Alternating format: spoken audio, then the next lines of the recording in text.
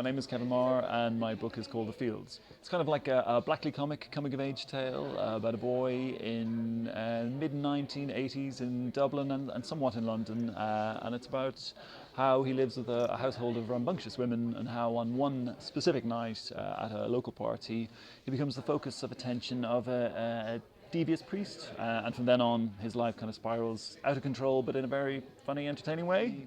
The book in many ways is sort of, I think of it as violently autobiographical, but not a memoir. It's like emotionally autobiographical rather than the specific events.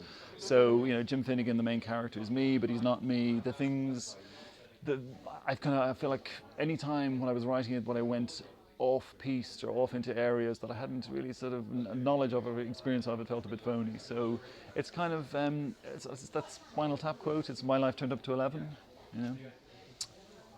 This is complete fiction because I wanted to write a story. I wanted to tell a story, A to B to C, and the best way I found to tell that story was to root it in real emotional experience rather than real, that I went to the shops and got run over by a car. It just had to be things that I had access to emotionally. So the best way to do that, to tell a completely fictitious story, is to pull the reader down with the weight of fact. And the writing you do as a journalist is film, is that right? Mostly film, yeah. Mostly film. What, if anything, does your knowledge and kind of the background you have in looking at film add to you writing fiction? You know what? I think the film writing about film gives you, and this sounds like I'm blowing my own trumpet or not. It's sort of I feel a lot of the book functions like a Michael Bay movie. That it just story. Michael Bay, his sort of camera comes into a room, it pans around, it goes down the stairs, and it's just.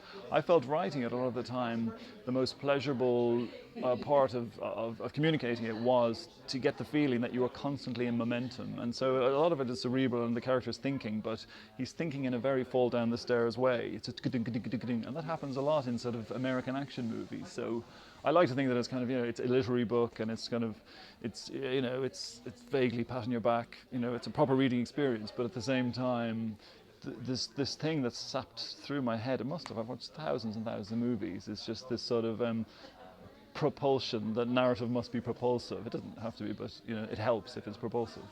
Writing a feature for a newspaper is very concise, and you get your point across, and you're kind of doing that on a massive canvas when you're writing a book. You still you have in your head the A to B to C of the whole structure. So in some way it's just like, okay, now I'll sit down and write a massive feature and I'll call it a book. Being a debutante novelist it's very nice.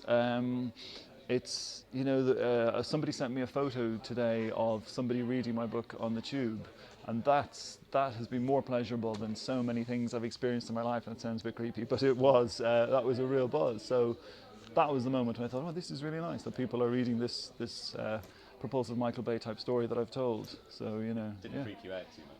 No, that was very positive, as opposed to, people talking about the book, maybe people criticising the book, all that stuff is one way, but just the very simplicity of seeing a picture of someone on the tube reading my book was a bit of a sort of hairs on the back of your head moment.